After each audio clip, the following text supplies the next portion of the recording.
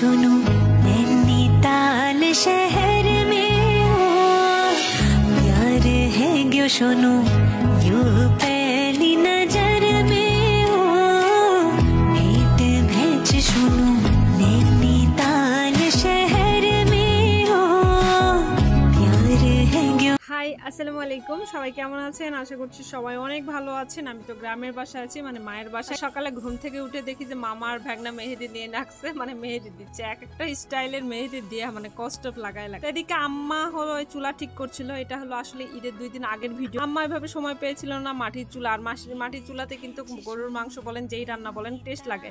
তো এই জন্য মাটির চুলাটা ঠিক করতেছিল সুন্দর করে। আম্মার আমি ভিডিও করছিলাম, এত সুন্দর লাগছিল মাটির চুলাটা, মনে হচ্ছে আমি নিজেই রান্না করতে বসে যাই এইরকম।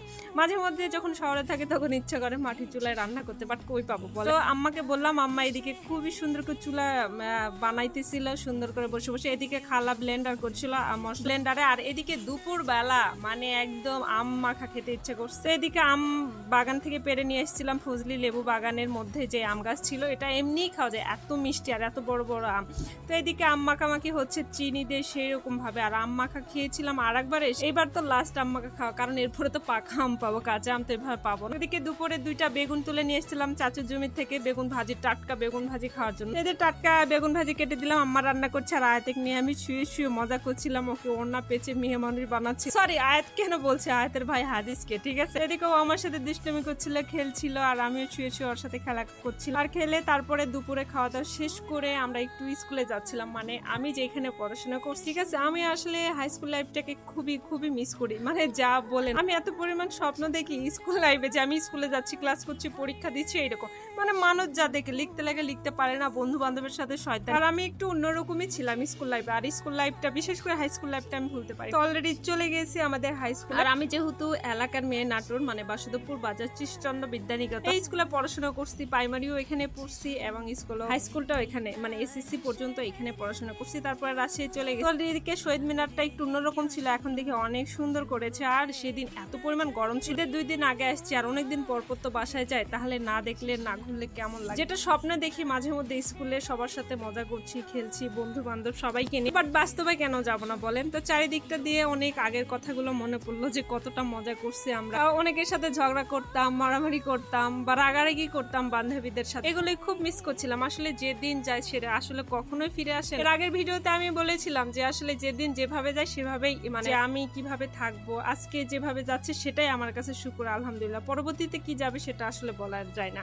তো এদিকে প্রাইমারি স্কুলটা কত সুন্দর করছে। এই প্রাইমারি স্কুল থেকে কত স্মৃতি, মানে কত মজা করছি। স্কুলের টিফিনে আগে খেলাধুলা করছি, যে বৌছুরি খেলাধুলা করে, তারপরে আরো অনেক খেলাধুলা, দৌড়াদৌড়ি করতাম, খুব মজা করতাম। এখন স্কুলটা তো অনেক সুন্দর করছে। এদিকে ভাইয়া, আপু আর হাদিস বাবু বাতাস খাচ্ছিল, আর আমি এদিকে সুন্দর করে ভিডিও করছিলাম। আর হাদিসের নাকে এটা কি, আমি বলছিলাম কলা খেয়েছো না কাঁঠাল খেয়েছো বলো তো, এইরকম হচ্ছে। এদিকে আমরা হাদিসের সাথে বলছিলাম যে তুমিও এই স্কুলেই পড়বা, ঠিক আছে, আমরাও পড়ছি, তুমিও পড়বা। সব ভাগনা ভাগ্নি হয়ে গেছে, ছেলে মেয়ে হয়ে যাবে, সবাই এখানেই পড়বে, তাই না? তো আমার বাচ্চার কথা বলতে, কারণ আমার বাচ্চা তো আর এইখানে হবে না, বাট আসলে অনেক সুন্দর এই ভবনটা, রবীন্দ্র ভবন। আমি পড়তাম বেলঘরিয়া সরকারি প্রাথমিক বিদ্যালয়, মানে প্রাইমারিতে পড়তাম। আমি ক্লাস 4 পর্যন্ত এই যে ব্রাক স্কুলগুলো আছে না, এটাতে পড়তাম, মানে আমার মামির স্কুলে। তারপর ক্লাস 4 এসে প্রাইমারিতে ভর্তি হয়েছে। এরপর থেকে তো এই যে স্কুলে পড়াই স্টার্ট হলো। আমি এখন আবার পড়াশোনা এভাবে করতে চাই, মানে আমার প্রাইমারি লাইফের গল্পটা আমার এভাবে মনে নাই, বাট আমার হাই স্কুল লাইফকে আমি খুবই পরিমাণ মিস করি। এদিকে অনেক খেলার জিনিস, আগে তো আমাদের সময় স্কুলে কোনো খেলার কোনো জিনিসই ছিল না, শুধু দৌড়াদৌড়ি খেলতাম, বৌছুরি করতাম, কানামাছি খেলতাম। আর এখন বাচ্চাদের জন্য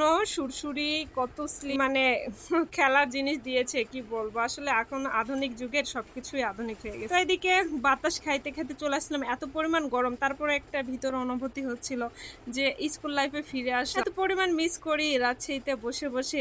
এদিকে হায়াত তার বাবার মাথার উপরে উঠে আসতেছে, বুঝছেন, মানে বাবা আসলে বাবা অন্যরকম একটা জিনিস, যেখানে আবদার করা যায় যে কোথায় উঠবো, কোথায় থাকবো, কোথায় খাবো, ঠিক এইরকম। তো আজকের ভিডিওটা এই পর্যন্ত। সবাই ভালো থাকবেন, সুস্থ থাকবেন। আর কে কে স্কুল লাইফকে অনেক মিস করেন সবাই একটু কমেন্ট করবেন, ঠিক আছে। Bye bye, tata.